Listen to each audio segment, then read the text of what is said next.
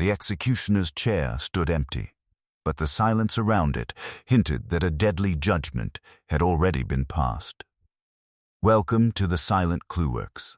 I am your host, Echo of Silence. Comment where you're listening from. Your presence makes these stories come alive. Let's enter the mystery. If there's one thing that can sour Nero Wolfe's appetite faster than overcooked shad roe, it's an unscheduled human being ringing the front bell between 4 and 6 in the afternoon. That interval, sacred to the tending of orchids, is guarded by Fritz like a medieval fortress, except Fritz smiles while refusing entry. On the Tuesday the trouble began. The bell rang at precisely 4:17. I was at my desk in the office, balancing the checkbook against a figure that refused to behave when the chime floated down the hall. I glanced at the clock, then toward the ceiling, as if Wolfe might feel the vibration through the greenhouse floor and thunder down in protest. He didn't thunder. Wolfe does nothing that involves unnecessary motion. A moment later, Fritz appeared in the doorway, looking disturbed in a way that suggested the visitor had not been easily deflected. "Archie," he said, lowering his voice as though the orchids might overhear, "the gentleman insists. He says it concerns Mr. Wolfe personally. He would not give a name. That makes him a philanthropist," I said. "We charge extra for mystery. He has credentials." I sighed, rose, and followed Fritz to the hall.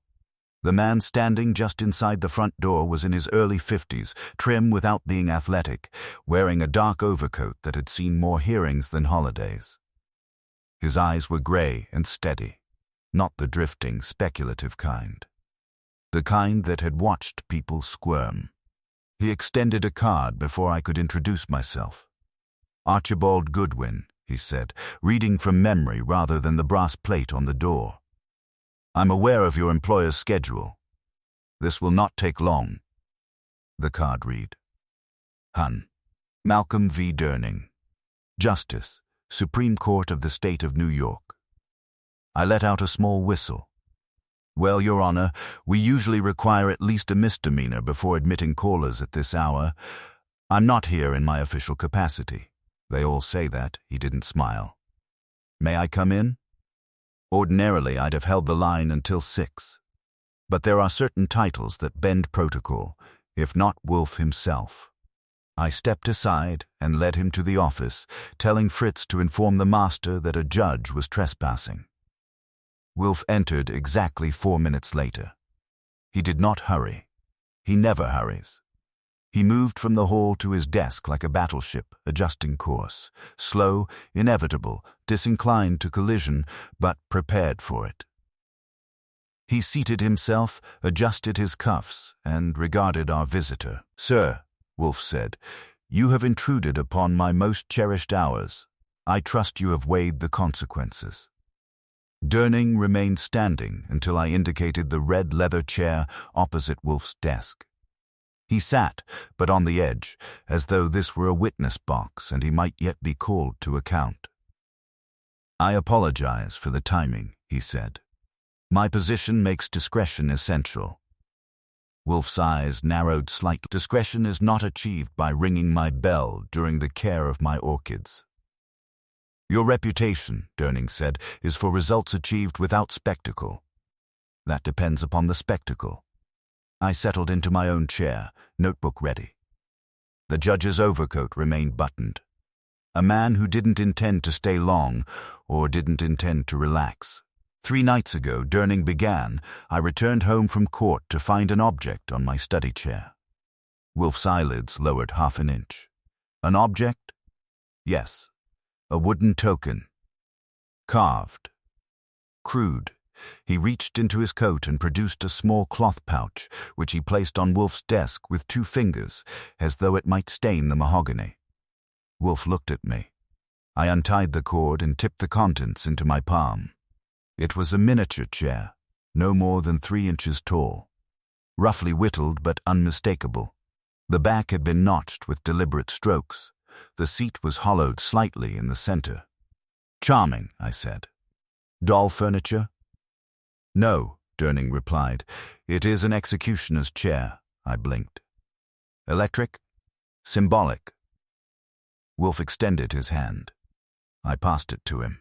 He rotated the carving between thick fingers, studying the cuts, the grain, the small gouge beneath the seat. You are a sitting judge, Wolfe said evenly. Why executioner? I have presided over 6 capital cases, Durning answered. 3 resulted in death sentences. And you believe this object is a threat? I believe it is a reminder. Silence settled in the room, heavy but not uncomfortable. Wolfe closed his eyes for a moment, thinking, not resting. I've seen that expression before. It means the cogs are turning and someone is about to be weighed. Who has had access to your study? Wolfe asked. My clerk, a long-serving housekeeper. My nephew who occasionally visits, and recently he hesitated. Yes? A legal ethics committee has been reviewing certain procedural decisions of mine. There have been disagreements. Professional enemies, I said. Durning's gaze flicked to me. In my profession, Mr. Goodwin, enemies are seldom personal. They are philosophical. Philosophy rarely carves wood, I said. Wolfe set the miniature chair carefully on his desk blotter. You have informed the police? He asked. No. Why not? Durning's jaw tightened.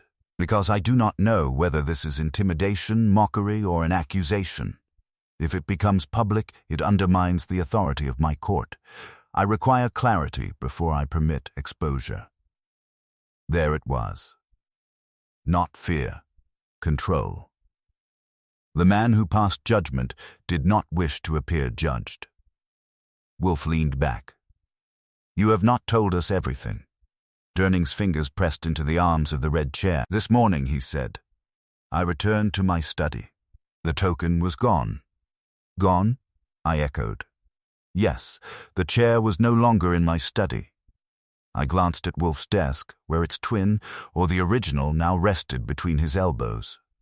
And yet, Wolfe said softly, You have brought it here. Durning met his eyes. Because it reappeared. On the bench. In my courtroom. Placed upon my chair before session began. Even I stopped smiling at that. Wolfe did not move for a full 5 seconds. Then he spoke.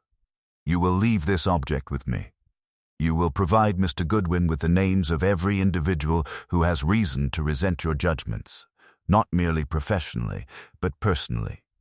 And you will refrain from notifying any authority until I advise you.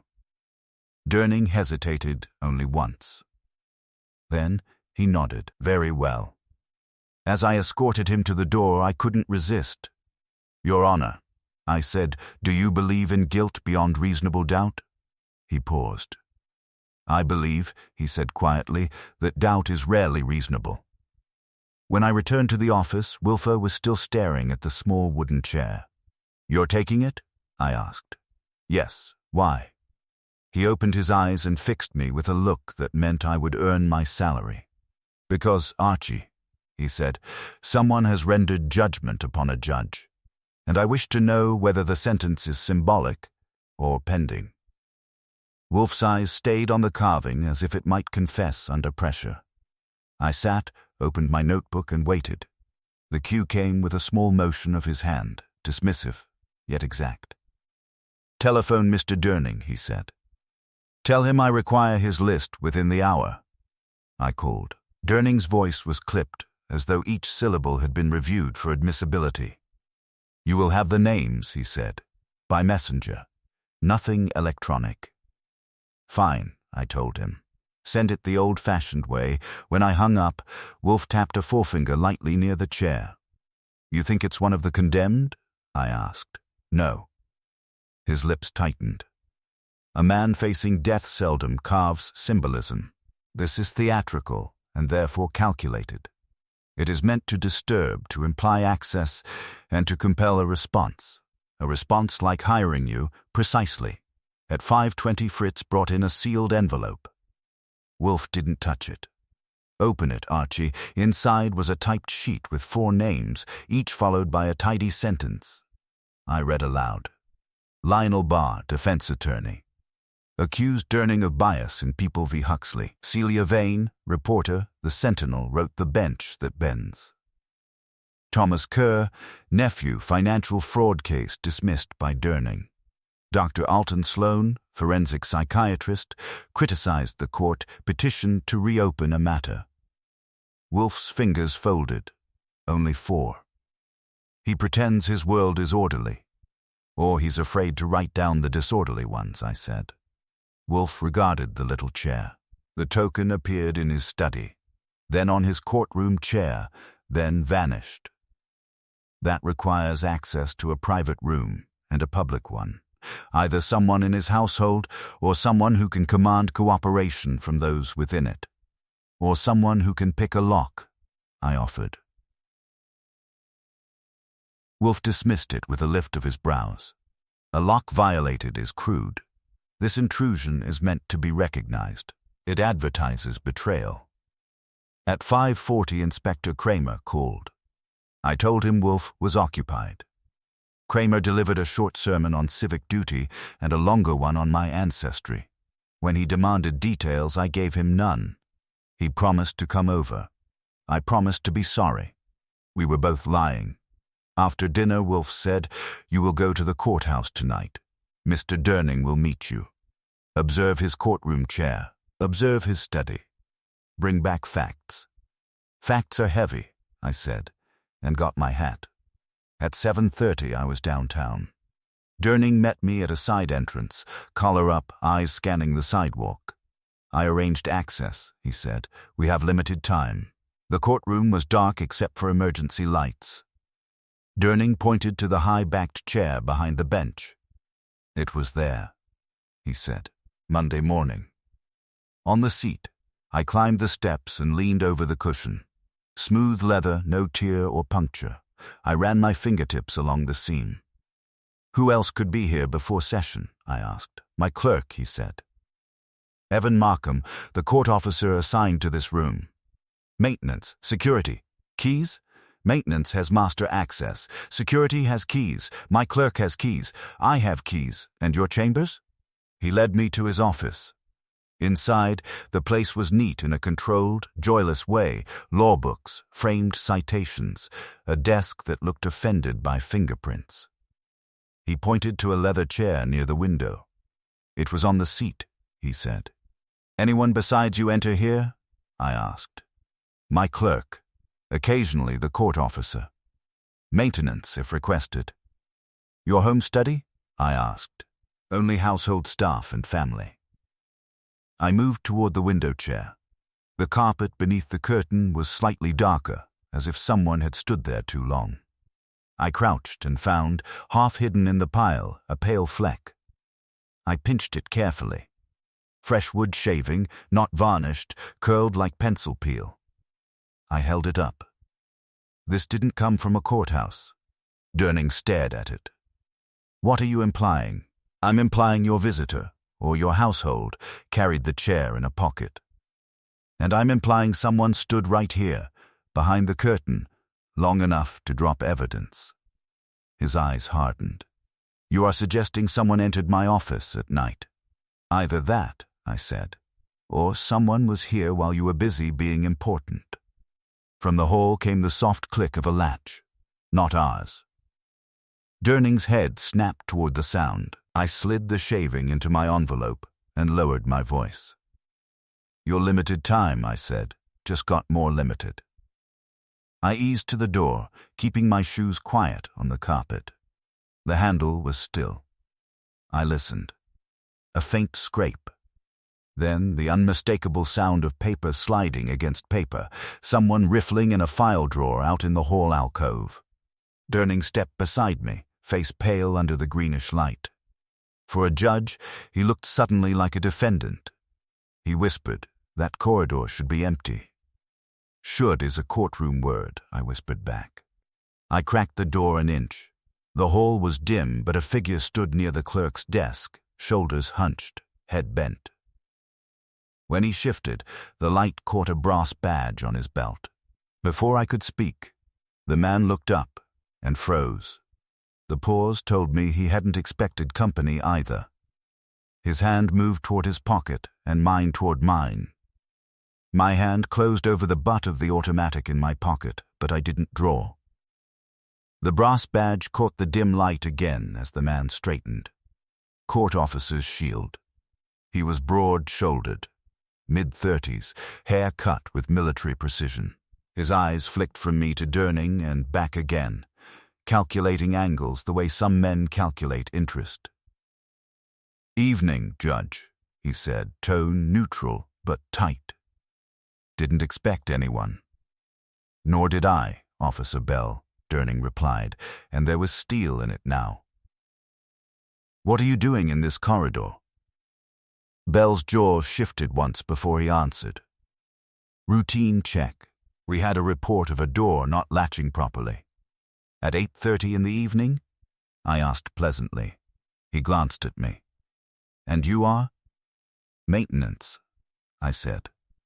For curiosities, Durning did not introduce me, which told me he preferred uncertainty to clarity just then. Bell's hand moved away from his pocket, slowly, empty. "Everything's secure," he said. "If there's nothing further, Judge, I'll finish my sweep." I stepped into the hall, closing the distance by half. "Before you sweep," I said, "maybe you can answer something. Monday morning, who opens this courtroom?" "I do," he said without hesitation. "And who enters first?" "Me. Then the clerk. Then the cleaning crew if they're behind." "Anyone unusual Monday?" I asked. He hesitated. A fraction.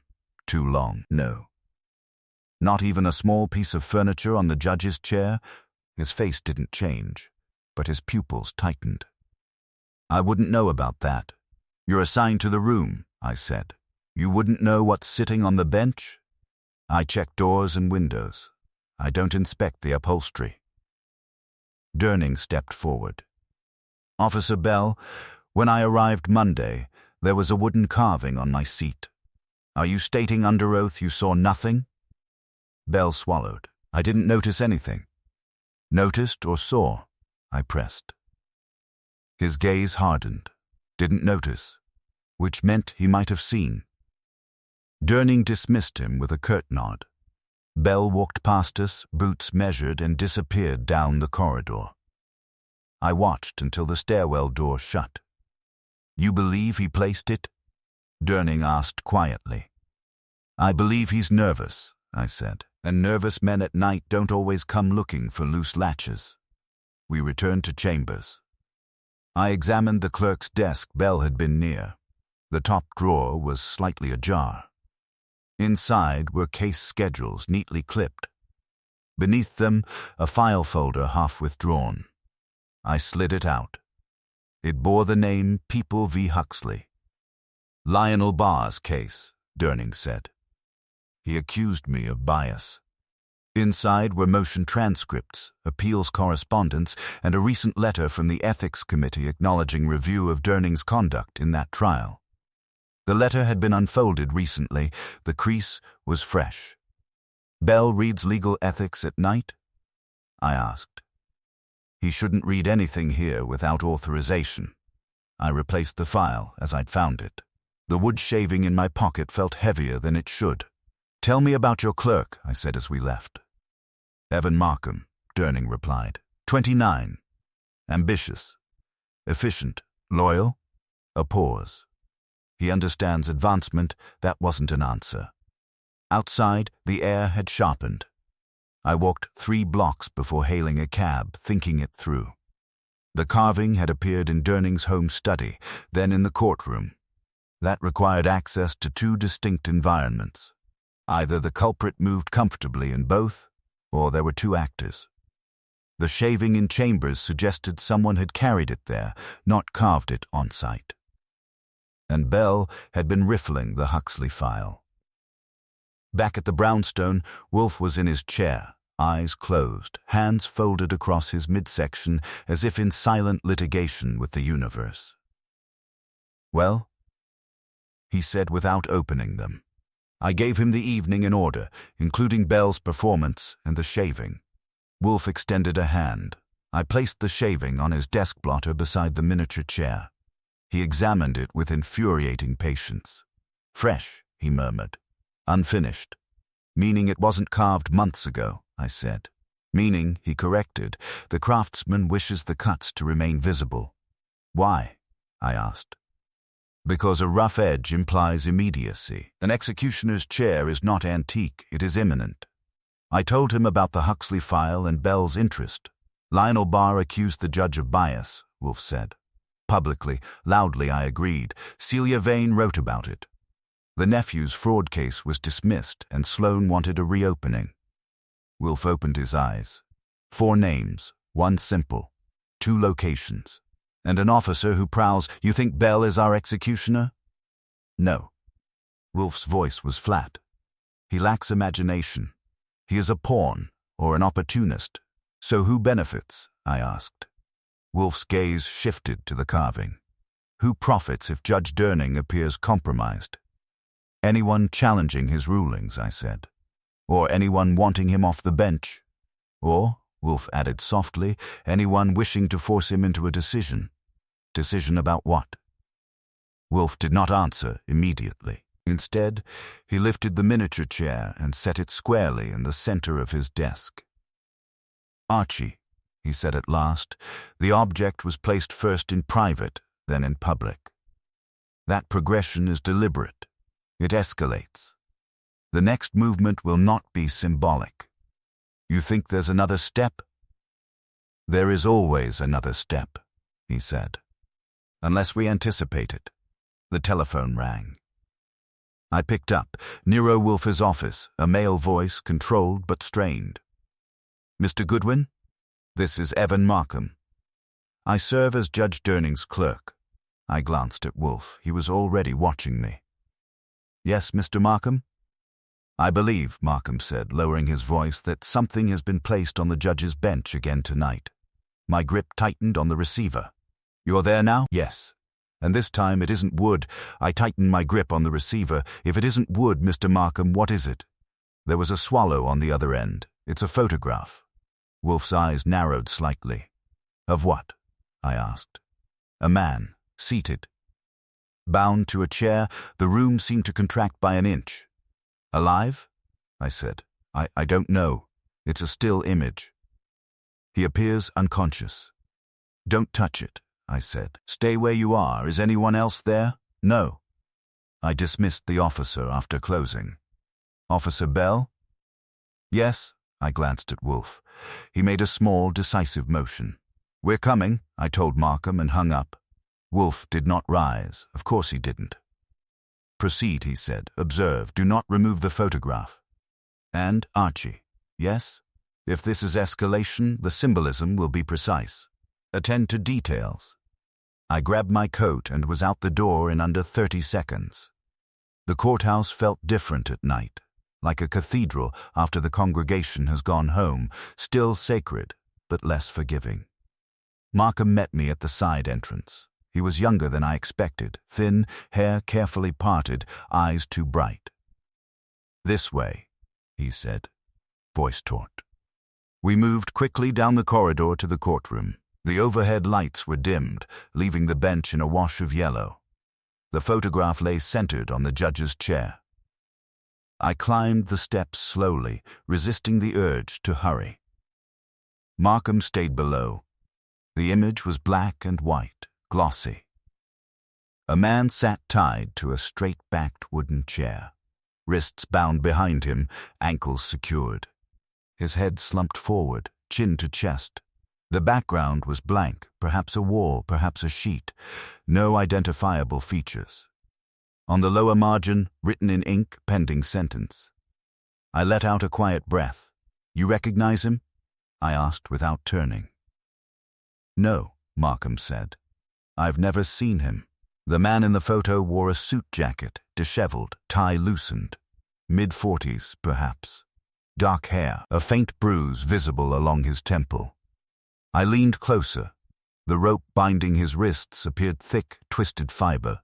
Not decorative. Practical. "Who has access to a camera and a darkroom?" I asked. Markham blinked. "Anyone." It could be printed anywhere, yes, I said, but someone chose not to send it electronically. Someone wanted this placed physically. I scanned the edges of the print. No studio mark, no date stamp. Fresh paper. Tell me, I said, who was in the building after hours this week? Maintenance. Officer Bell. Myself. No reporters? No attorneys lingering? Not that I'm aware of. I turned to face him. You called me immediately? Yes. Why?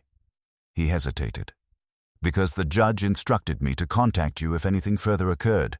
Not the police? No, that was consistent. But consistency can be rehearsed. I took out my handkerchief and carefully lifted the photograph by its corners, angling it toward the light without removing it from the chair. Where exactly was it? I asked. Centered, he said. Like that. Not tucked under a cushion. Not hidden? No. Displayed, I murmured. Markham shifted his weight. Mr. Goodwin, what does it mean? It means, I said, that someone wants your employer to believe a life is attached to his decisions. His face paled.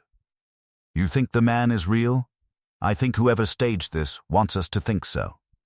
I replaced the photograph exactly as I'd found it. Has the judge ruled on anything controversial this week? I asked. Always, he said automatically. Then, he paused. Tomorrow morning he is to hear a petition from Dr. Alton Sloan. A motion to reopen a capital case on psychiatric grounds. Huxley? I asked. No, different case. People v. Randall Pierce. Pierce was sentenced? Yes, 3 years ago. To death? Yes. The pieces shifted slightly in my head. And the execution? I asked. Stayed pending appeal, so technically, I said, the sentence is not yet carried out. Markham swallowed again. Who argued against reopening? I asked. The district attorney's office. Strongly. And the judge? He has not indicated his inclination. Of course he hadn't. I stepped down from the bench. Lock this room, I said. No one enters until morning except the judge. What about Officer Bell? He asked. You tell him the judge requested privacy. Markham nodded. As we left the courtroom, I felt the weight of the photograph pressing at the back of my thoughts. A bound man. A caption. Timing aligned with a hearing on a capital case. Outside, the air had grown colder. In the cab uptown, I replayed the progression, a carved executioner's chair in private. The same symbol in public. Now a photograph of a bound man with the words pending sentence. Escalation, just as Wolfe predicted. Back at the brownstone, Wolfe was waiting, eyes open, lamp casting a soft circle around him. I described the photograph in detail, including the handwriting. He listened without interruption. When I finished, he said, "The message is not to us, it is to Judge Durning." No kidding. The craftsman of the chair invoked his role as executioner. The photograph introduces a victim. You think the man is Pierce? I asked. Possibly. Or possibly someone intended to represent Pierce. Symbol again? Symbol, yes, but this time attached to flesh. I leaned against my desk. If it's Pierce, someone has access to him. Pierce is incarcerated, Wolfe said. Access would be regulated, so maybe it's not Pierce. Perhaps, Wolfe said, but the timing of Dr. Sloan's petition is not coincidental. You think Sloan's behind it? I think, Wolfe said evenly, that tomorrow morning's hearing is no longer a mere procedural matter. It is leverage. The telephone rang again. I picked it up. Goodwin. This time the voice was not Markham's. It was low, steady, and unfamiliar. You have seen the photograph, the voice said. I glanced at Wolfe. Yes, I said. Tell Judge Durning, the voice continued, that justice delayed is justice decided. The line went dead. I kept the receiver to my ear a second longer, listening to the soft, empty hum that follows a deliberate disconnection. Trace? Wolfe asked. Too quick, I said, replacing it gently. And too clean. Male, Wolfe said. Mid-range voice. Controlled. No accent I could tag. He knew we'd seen the photograph. Which implies observation, Wolfe murmured. Or information from within. Markham? I asked. Possibly. Or Officer Bell. Or the judge himself, I blinked. You think Durning staged this? I think, Wolfe said evenly, that no man enjoys appearing powerless. If Judge Durning wished to dramatize a threat in order to justify a forthcoming decision, such theatrics would serve. That's cold, I said. Yes, he closed his eyes briefly. Tomorrow morning's hearing proceeds? At 9. You will attend. As a spectator? As my eyes, he said. Observe the judge, Dr. Sloan, the district attorney, the clerk, and the officer. Particularly watch for reactions when the petition is argued. You think our caller will be there? If the threat concerns the decision, he will want to see its effect. I checked the clock. Nearly 11. You're not calling Durning? I asked. No, Wolfe said. He will be expecting panic. We shall offer silence. Morning came gray and tight-lipped. I arrived at the courthouse early enough to blend into the back row before the principals took their places. Judge Durning entered precisely at 9, expression composed but drawn thinner than before. Markham followed, carrying files. Officer Bell stood at his post, posture rigid. I scanned the gallery. A scattering of attorneys, 2 reporters, including Celia Vane, sharp-eyed and alert, and a tall, narrow man with silver hair I recognized from newspaper photos as Dr. Alton Sloan. Proceedings began. The district attorney argued first, voice firm, emphasizing finality, procedure, the exhaustion of appeals. Sloan countered with measured intensity, citing newly reviewed psychiatric evaluations of Randall Pierce, evidence of dissociative episodes at the time of the crime. Throughout, Durning listened, fingers steepled. I watched his face when Sloan mentioned moral responsibility. A flicker, brief, almost imperceptible. When the arguments concluded, the courtroom held its breath. I will take the petition under advisement, Durning said at last. A ruling will be issued within 48 hours. A murmur rippled through the gallery. I watched Sloan. His jaw tightened, but he nodded. The district attorney seemed satisfied. Celia Vane scribbled rapidly.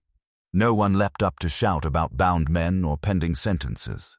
If the threat was meant to force an immediate decision, it had failed. After adjournment, I slipped out a side door and circled to the corridor outside chambers. Markham exited first, shoulders tense. Mr. Goodwin, he said when he spotted me. You attended. Couldn't resist, I said. Any more midnight deliveries? No. Any unusual calls? He hesitated. The judge received a call early this morning. He did not share details. Before court? Yes. And you didn't ask? It is not my place, I studied him. His eyes were rimmed red, not from drink, I thought, but from lack of sleep. Where were you last night between 8 and 9? I asked casually. In the records office, reviewing transcripts. Alone? Yes. Anyone see you? I assume so. Assume. Officer Bell appeared at the far end of the hall. His gaze locked onto us briefly before he looked away.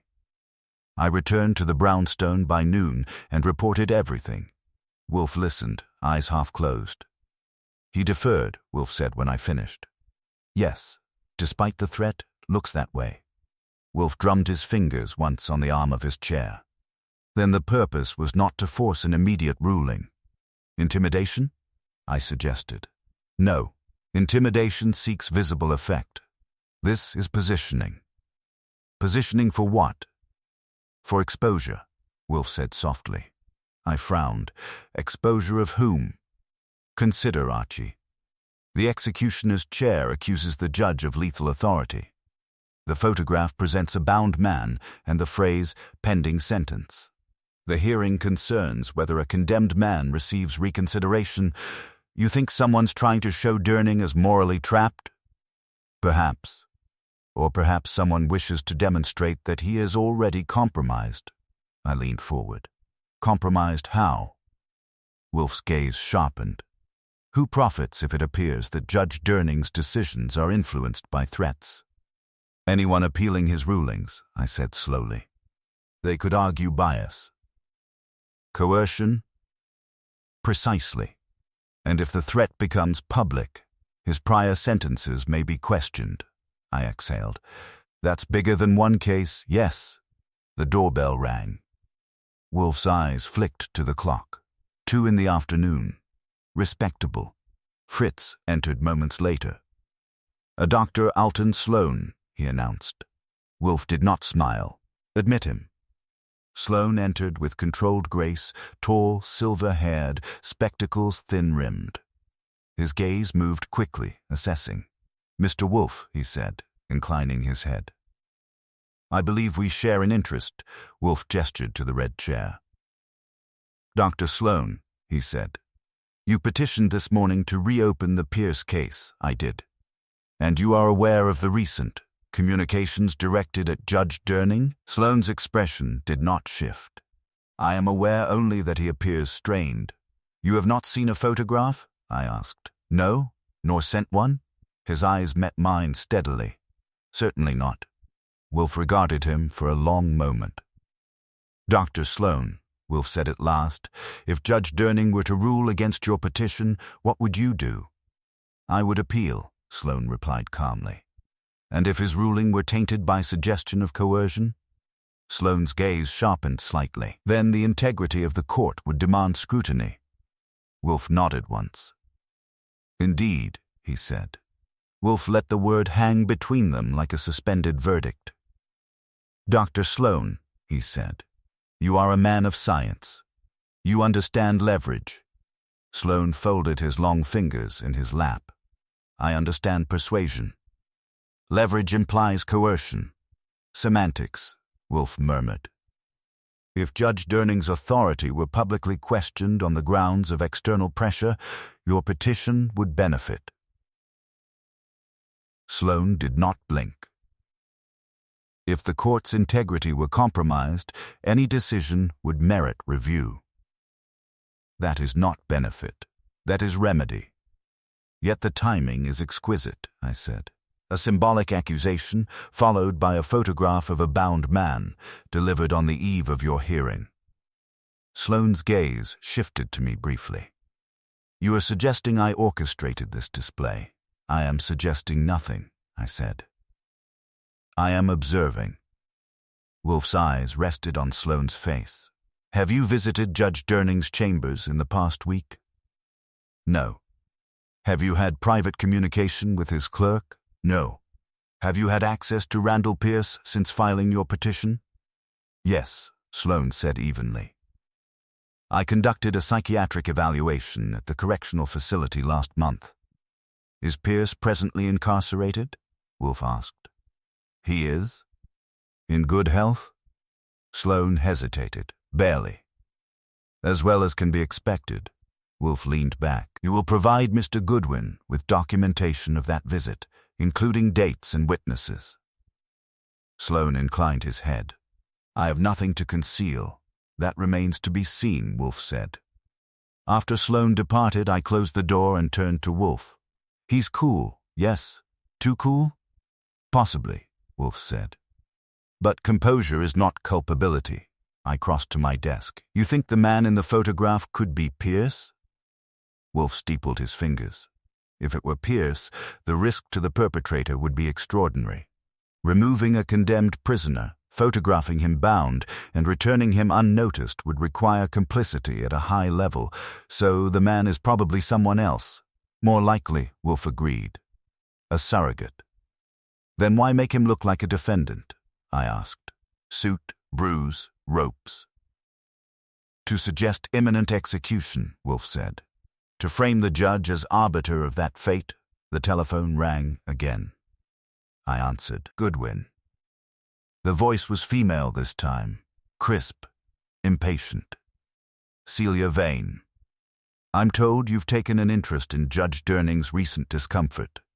News travels, I said. I prefer to be ahead of it. May I come by? I covered the mouthpiece and glanced at Wolfe. He nodded once. 4 o'clock, I told her. When she arrived, she did not waste time. Slim, sharp-featured, eyes that measured angles faster than a surveyor. Judge Durning has enemies, she said, taking the red chair without invitation. Professional and personal. We've heard rumors, I said. 3 years ago, she continued, during the Pierce trial, there was an allegation that exculpatory psychiatric evidence was minimized.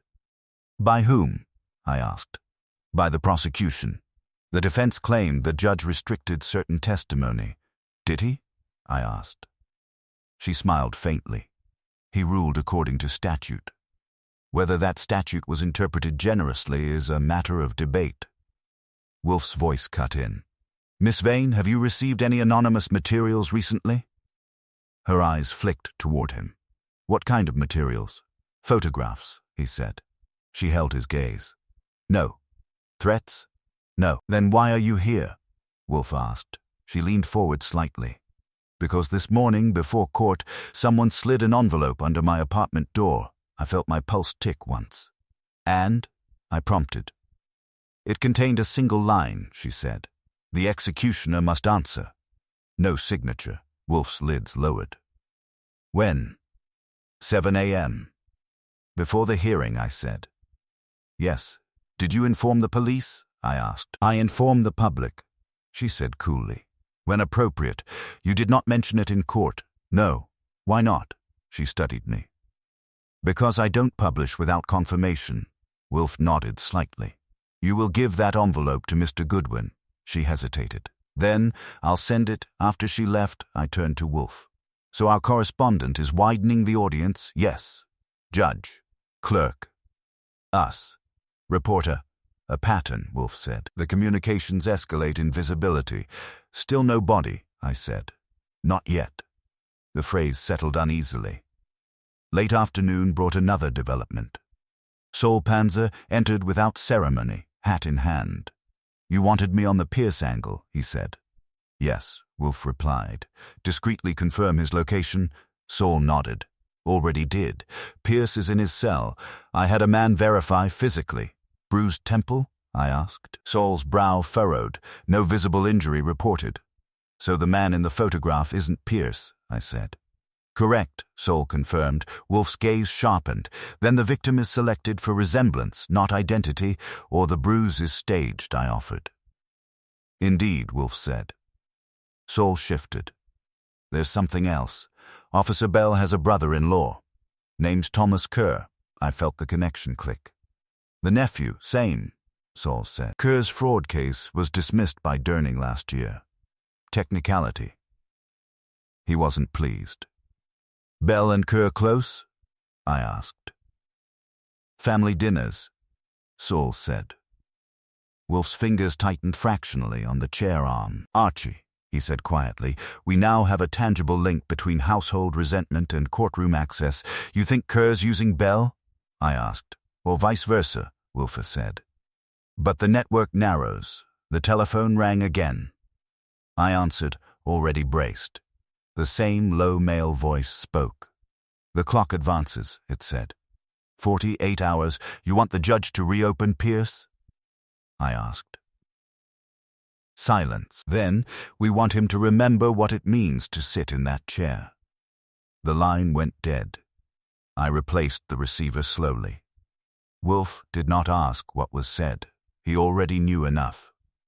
The perpetrator assumes we accept the premise, Wolfe said softly.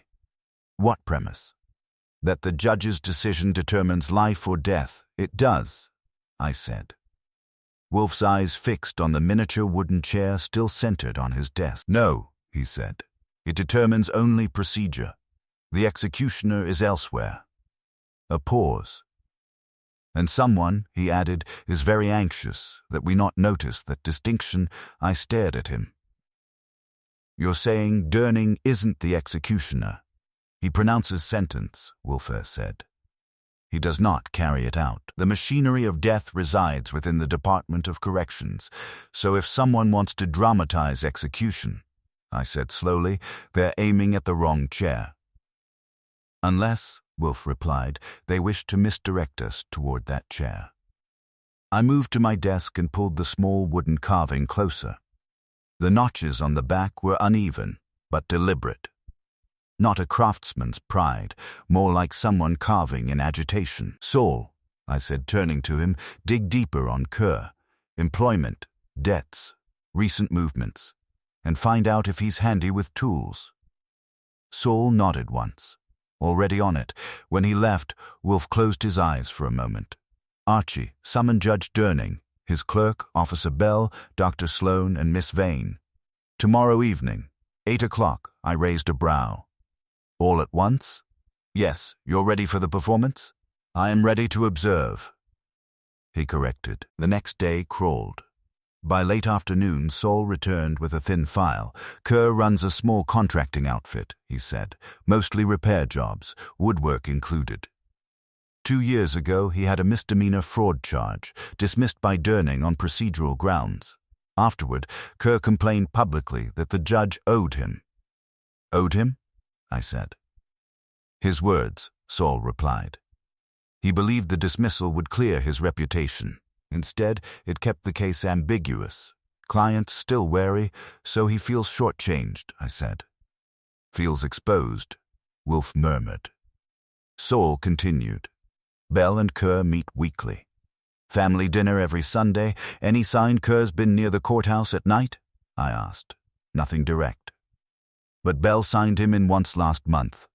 After hours, for what reason? I asked. Bell logged it as maintenance consultation. Wolfe's eyes opened fully now. Archie, retrieve the photograph from the courthouse. I thought we were leaving it there. We have left it long enough. I went, signed it out under Durning's authority, and returned before 6. Wolfe examined the image under a magnifier. Note the rope, he said. Standard hardware store, I said. Yes. And the knot? I leaned closer. A square knot, tight and clean. Practical, I said. Common among those accustomed to securing loads, Wolfe replied, or constructing frames. You think Kerr built the chair and tied the man? Possibly, Wolfe said. But the handwriting, pending sentence. I studied it. Firm strokes, controlled pressure. Not Bell, I said. His incident report I saw, blocky letters. Indeed, Wolfe said, and not Kerr if Saul's copy of his signature is reliable. The script differs, so we've got at least 2 hands involved, I said, or one man capable of altering his hand. Clerk? I asked. Wolfe did not answer. At 8 sharp the doorbell rang. Fritz ushered them in one by one. Durning first, austere. Markham close behind, pale but composed. Bell, rigid as a sentry. Sloan, serene. Vane, observant. They took their seats. The office felt tighter than usual, as if the walls leaned in to listen. Wolfe began without preamble. Judge Durning, you have been the recipient of symbolic communications implying your role as executioner. These communications escalated to a photograph of a bound man labeled pending sentence. Durning inclined his head. Dr. Sloan, Wolfe continued, you seek to reopen a capital case. Officer Bell, you possess access to the courtroom after hours. Mr. Markham, you control the judge's schedule and files. Mr. Kerr, absent tonight, has both motive and skill related to woodwork and grievance. Miss Vane, you are positioned to disseminate scandal. Silence pressed against the walls. Wolfe lifted the wooden carving. This object was crafted recently. It is not refined. It is purposeful. Its message is simple. You, Judge, are an executioner. He set it down and raised the photograph. This image is more complex. It introduces a victim. Sloan shifted slightly. Bell's jaw tightened. Markham's hands clasped. The perpetrator wishes to suggest that Judge Durning's forthcoming decision directly determines whether this bound man lives or dies, Wolfe said. That is accurate, Sloane interjected calmly. The judge's ruling affects Pierce's fate. No, Wolfe said sharply. It affects procedure. The actual execution, should it occur, would be ordered and carried out by others. A faint crease appeared on Durning's brow. The misdirection, Wolfe continued, is deliberate. It seeks to blur responsibility. I watched Markham. A bead of perspiration traced down near his temple. Mr. Markham, Wolfe said mildly, you discovered the photograph and telephoned us immediately. Yes. You also manage all correspondence entering and leaving Judge Durning's chambers. Yes. And you were present during the Pierce trial 3 years ago. Yes. Wolfe's gaze hardened. You were also present when certain psychiatric reports were excluded from testimony. Markham's lips parted. That was the judge's ruling. Indeed, Wolfe said. But you drafted the memorandum summarizing those reports. The room seemed to tilt. I followed instruction, Markham said, voice thinner now. Wolfe leaned forward slightly. Mr. Markham, have you ever carved wood? Bell shifted abruptly. Sloane's eyes flicked to Markham. Markham hesitated, a heartbeat too long. As a hobby, he said finally. Wolfe's voice remained calm. And have you ever considered that your own memorandum contributed to a man's death sentence? Durning turned sharply toward his clerk. Markham's composure fractured for the first time. You think this is about Kerr? Wolfe said softly. Or Bell? Or Sloane? It is not. It is about proximity.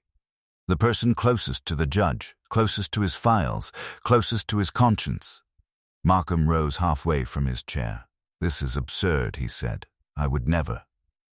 The photograph, Wolfe interrupted, was placed before the hearing. The caller knew we had seen it. Only a small circle was aware. You, Mr. Markham, were within that circle at every stage. Silence fell, thick, charged.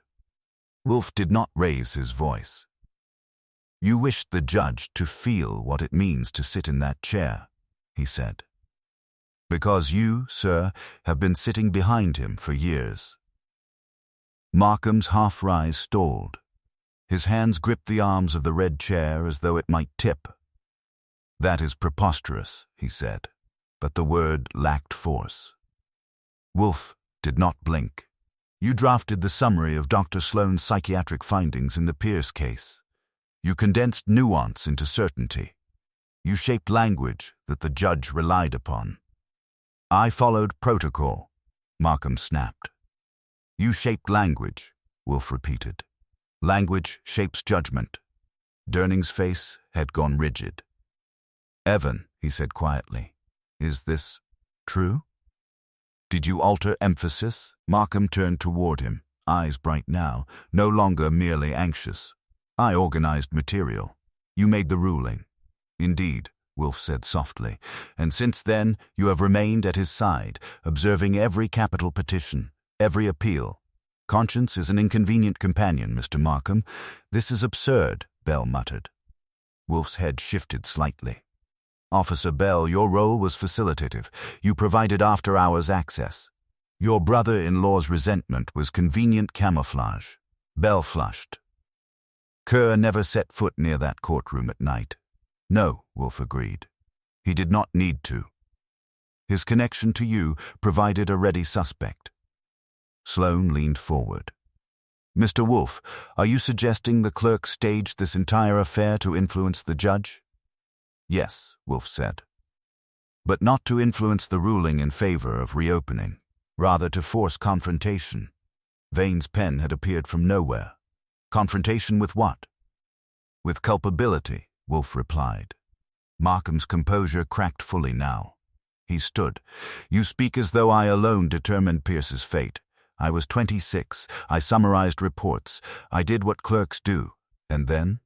Wolfe asked quietly.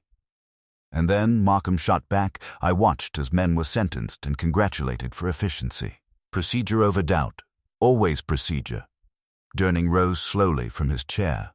If you had concerns, you should have voiced them. I did, Markham said, voice shaking. You said the statute was clear. It was, Durning insisted. Statutes are written by men, Markham replied. Fallible men. The room felt charged, every breath amplified. Wolfe remained immovable. Mr. Markham, you carved the miniature chair. You placed it first in the judge's study, exploiting your trusted access. Then in the courtroom, with Officer Bell's unwitting assistance by ensuring he left you alone during early hours. Bell stiffened. I never.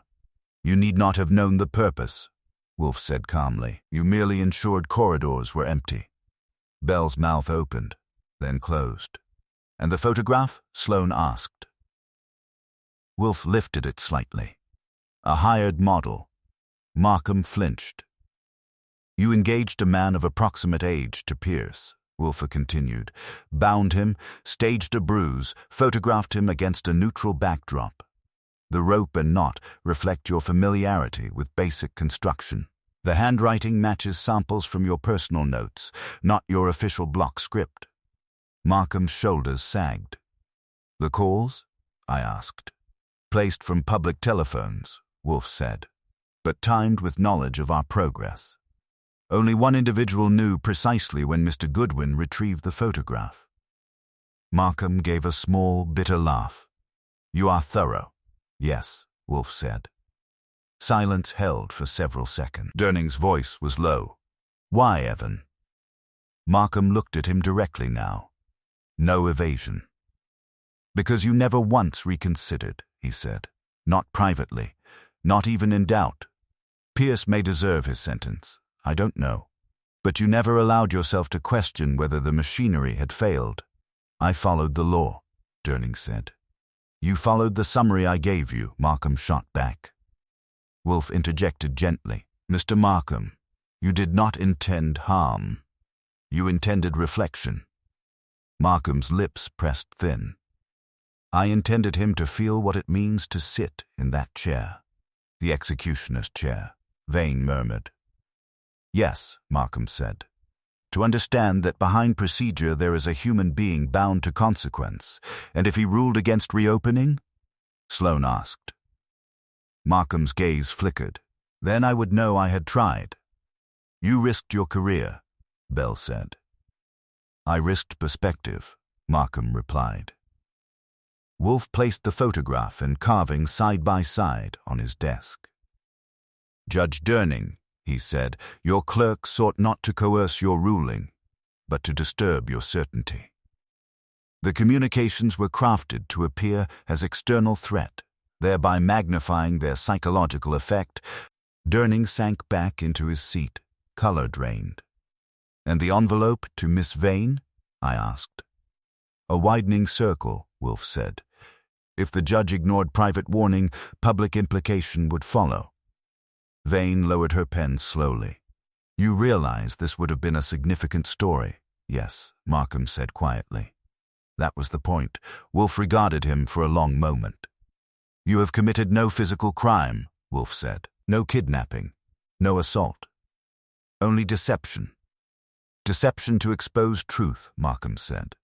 Truth does not benefit from theatrics, Wolfe replied evenly. It benefits from evidence. Durning stood again, steadier now. Evan, he said, you will tender your resignation. Markham did not protest. And I, Durning continued, voice tightening, will review the Pierce record personally. In full, without summary. Sloane's expression shifted, almost imperceptibly, into something like relief. Wolfe inclined his head slightly. That, Judge, is the appropriate response.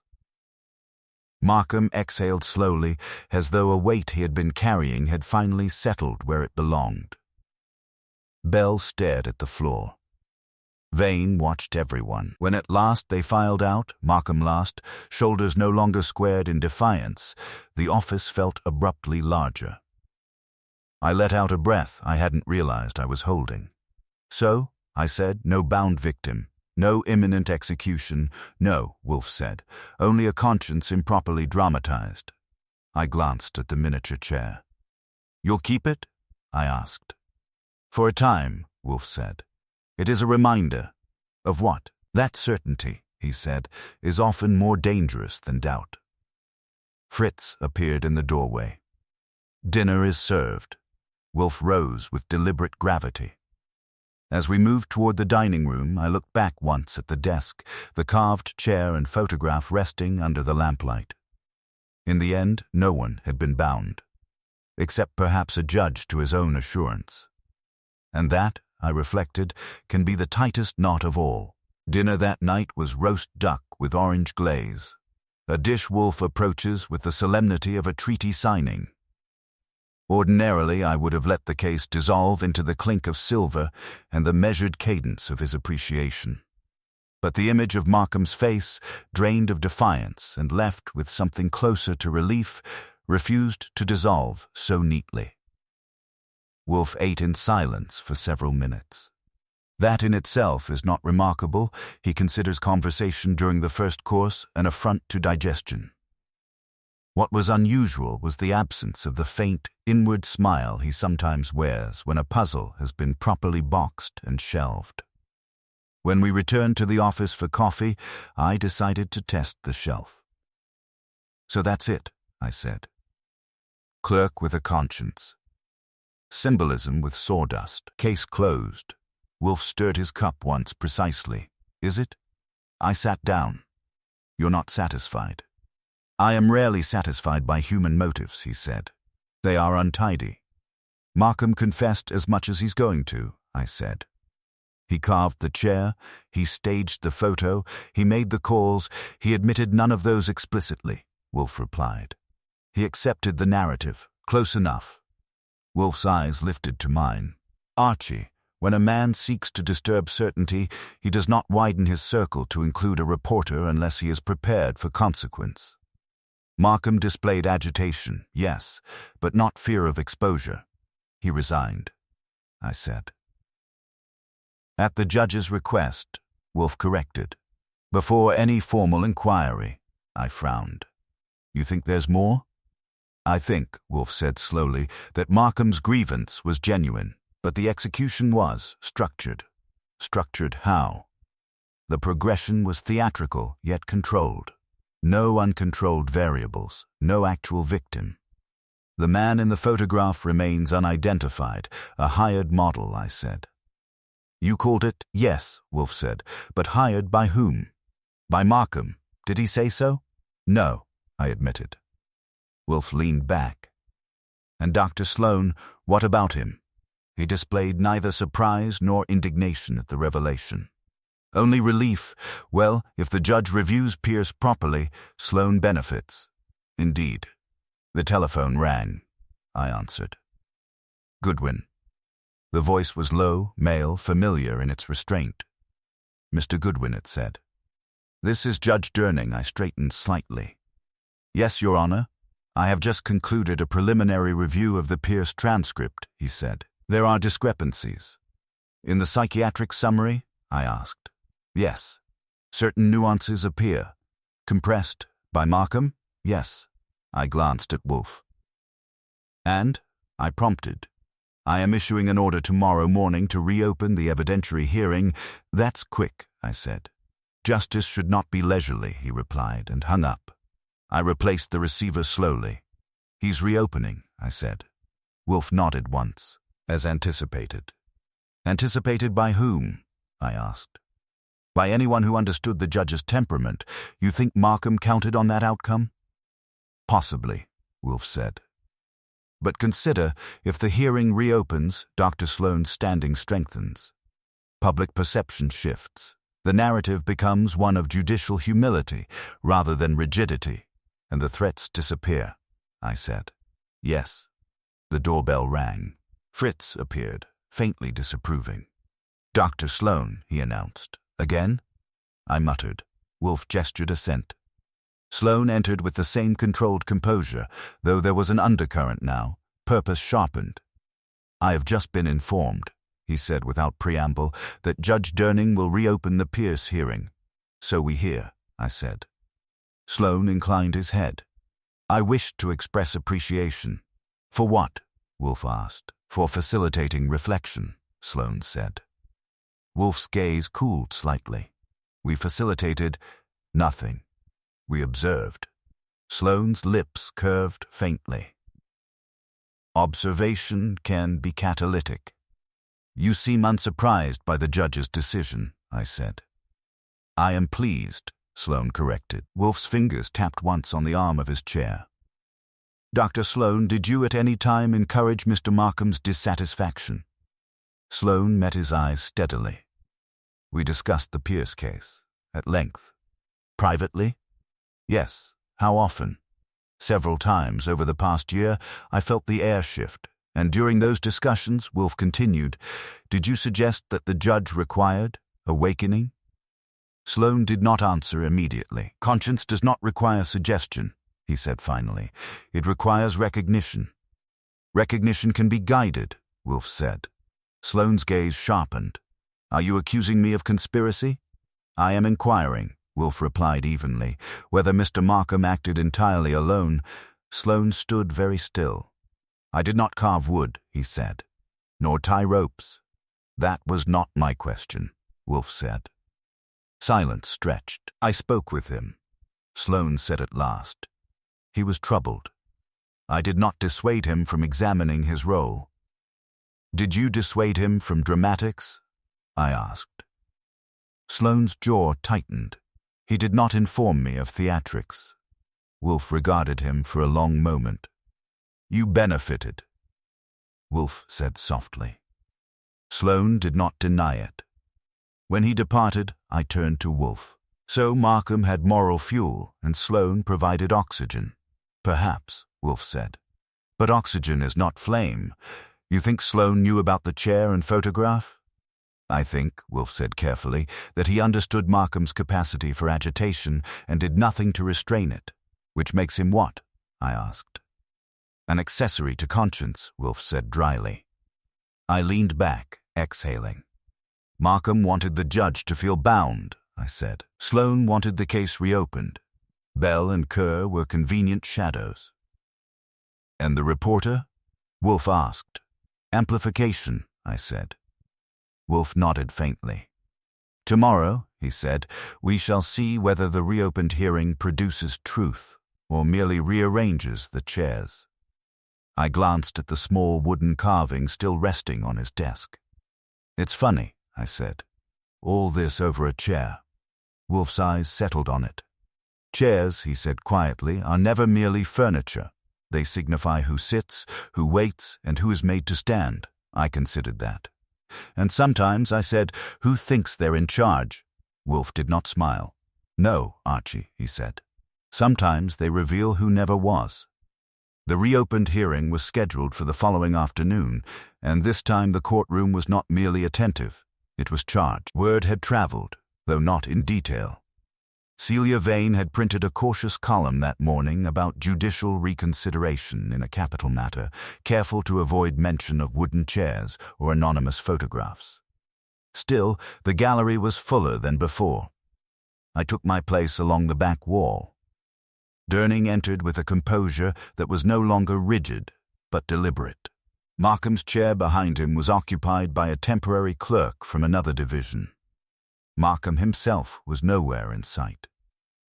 Dr. Sloane sat at counsel table, papers arranged with precise symmetry. The district attorney appeared faintly irritated but prepared. The proceeding began with Durning's voice steady, but stripped of its former finality. Upon review of the record in People v. Randall Pierce, he said, this court finds that certain psychiatric evaluations were summarized in a manner insufficient to reflect their full scope. A murmur moved through the room. Accordingly, he continued, this court grants the petition for evidentiary reopening. Expert testimony will be heard in full. Sloane's shoulders lowered a fraction. The district attorney objected perfunctorily, preserving the record. The hearing was set for the following week. There were no dramatic gasps, no sudden confessions, just the machinery of procedure adjusting itself. After adjournment, I stepped into the corridor. Sloane emerged moments later. You look satisfied, I said. I am, he replied simply. Markham won't be returning, I said. Sloane's expression sobered. I regret that. Do you? I asked. He met my eyes. Conscience is expensive, and ambition? I asked. He did not answer. Outside, the air had shifted from winter's edge toward something almost mild. I walked 3 blocks before catching a cab back to the brownstone. Wolfe was at his desk, the small wooden chair still placed squarely before him. Well? He asked. It's reopened. Full psychiatric testimony next week, and Judge Durning? Measured, publicly reflective. No sign of resentment, Wolfe nodded slowly. And Dr. Sloane? He asked. Pleased, but restrained. Good. I sat. You were right. The threats were never about forcing an immediate ruling. They were about compelling reconsideration. Yes, Wolfe said. Markham wished the judge to confront doubt. Dr. Sloane wished the court to entertain it. And Bell and Kerr? Peripheral, Wolfe said. Useful shadows. I leaned back. You're still not entirely content. Wolfe's eyes moved to the carving. The executioner's chair, he said softly, was an accusation, but it was also an error. Error? Yes, it mislocated responsibility. You said that before, I reminded him. And it remains true, he said. Judge Durning's authority is significant, but not solitary. Markham personalized institutional action. He bound the judge to a role larger than the man. Isn't that what we all do? I asked. Blame the one we can see? Wolfe regarded me. Indeed, he said. The telephone rang. I picked it up. Goodwin. A pause. Then Markham's voice, quieter now, stripped of agitation. I will not trouble you again, he said.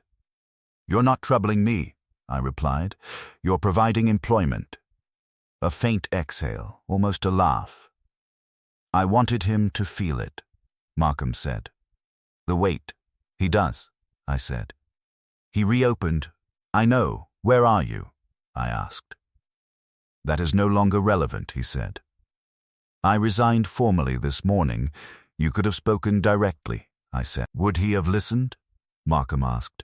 I didn't answer immediately. He is listening now, I said finally. Another pause. I never meant harm, he said. I know. The line went dead. I replaced the receiver slowly. He called, I said. Wolfe inclined his head slightly. He will rebuild elsewhere, Wolfe has said. Perhaps with greater discretion and less carpentry, I added.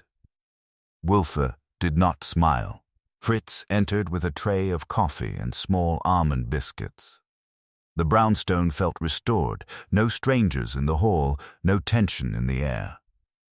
I glanced once more at the miniature chair. You keeping that permanently? I asked.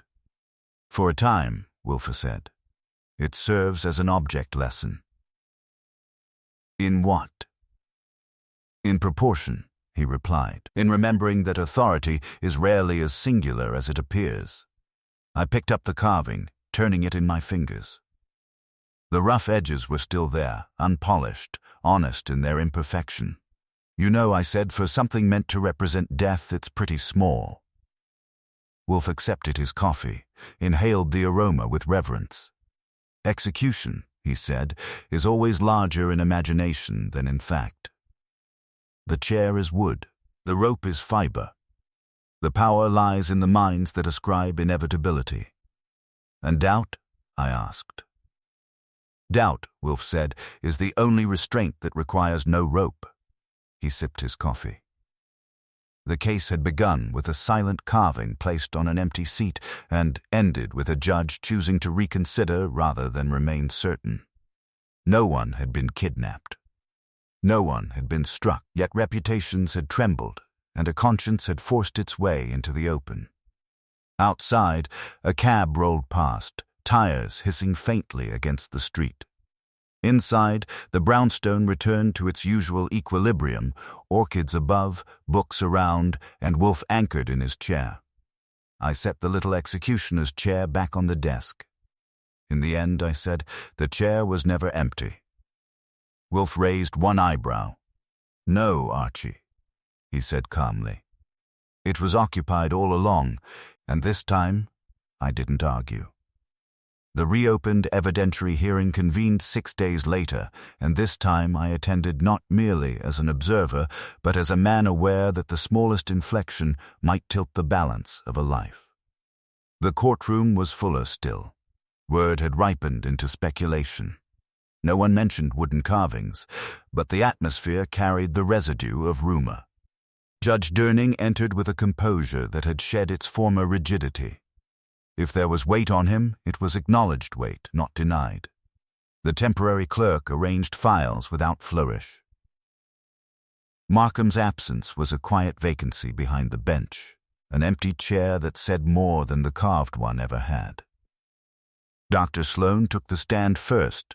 Under oath, he expanded what had once been condensed. He spoke of Randall Pierce's documented dissociative episodes, of neurological trauma in adolescence, of expert disagreement that had been summarized into a narrower frame. He did not plead. He explained. The district attorney cross-examined with disciplined skepticism, emphasizing the brutality of the original crime, the jury's finding, the years of appellate review. Procedure stood firm, but now the nuance was on record in full. I watched Durning carefully. He asked questions, not many, but precise ones. He requested clarification on language previously reduced to shorthand. He referred directly to the earlier memorandum and asked whether its phrasing accurately captured the evaluator's reservations. It did not, Sloane answered plainly. No one turned to look for Markham. They did not need to. When testimony concluded, Durning recessed briefly, then returned. This court recognizes, he began, that prior summaries of psychiatric evidence insufficiently conveyed the scope of professional disagreement regarding the defendant's mental state at the time of the offense. A breath moved through the room. Accordingly, the sentence of death is vacated pending further proceedings. The defendant will be remanded for comprehensive evaluation and reconsideration of culpability. It was not an exoneration. It was not absolution. It was an interruption of inevitability. Outside, reporters gathered. Celia Vane stood near the steps, her expression less triumphant than attentive. I did not linger. I returned to the brownstone. Wolfe was in his chair, eyes closed, as if he had anticipated every syllable. Well? He asked. Sentence vacated, I said. Further evaluation ordered. Wolfe nodded once. As it should have been. You're satisfied now? Yes. I poured myself a drink, something modest but earned. Markham forced the judge to confront the gap between summary and substance, I said. Sloane supplied the intellectual scaffolding. Bell and Kerr were noise. Vane was potential amplification. And the law, Wolfe said, was compelled to revisit itself. I studied him. You never exposed Markham publicly. There was no necessity, Wolfe replied. His objective was achieved. Exposure would have added humiliation without enhancing justice. And Sloane? He leveraged conversation, not conspiracy. His restraint was tactical, but not criminal. I leaned back. The executioner's empty chair, I said. In the end, it wasn't about death at all, no. Wolfe agreed. It was about responsibility misassigned. I considered that. Markham believed Durning was the executioner, I said. He believed proximity equaled authorship, Wolfe corrected. He sat behind the judge and mistook adjacency for agency. And Durning? Durning mistook procedure for absolution. I smiled faintly. And you? I, Wolfe said, merely corrected proportion. The telephone rang. I answered. Goodwin. A pause. Then Durning's voice. I thought you should know, he said, that I have requested an internal review of clerk memoranda in capital cases past and pending. That's thorough, I said. It is necessary, he replied. Certainty must be earned, not presumed. Agreed, I said. When I relayed this to Wolfe, he inclined his head slightly. "Then the matter concludes appropriately," he said.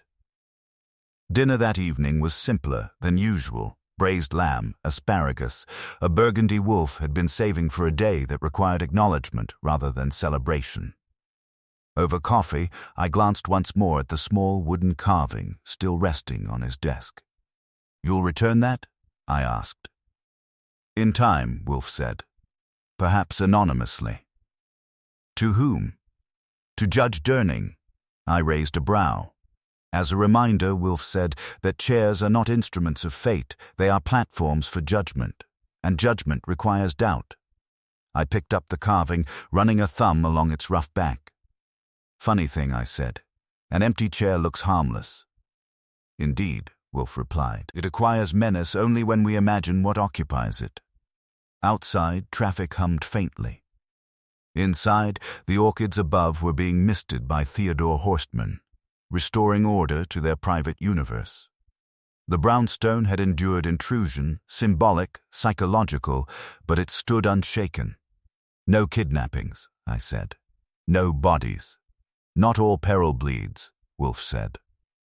I set the carving down carefully. "Pierce gets another chance," I said. "Markham gets a lesson. Durning gets perspective. And we," Wolfe said, lifting his cup, "get dinner." I laughed softly. "You know, I said for a case about execution, it turned out to be about hesitation." Wolfe's eyes rested on me, calm and immovable. "Hesitation," he said, "is not weakness, Archie. It is the pause that prevents error from hardening into destiny." He sipped his coffee. The little chair sat between us, no longer accusatory, no longer ominous, just wood shaped by a troubled hand. In the end, no execution occurred. Only an empty chair, briefly mistaken for a throne of inevitability, reclaimed its proper place, a seat for a man obliged to think before he condemns. And that, in my experience, is the rarest justice of all.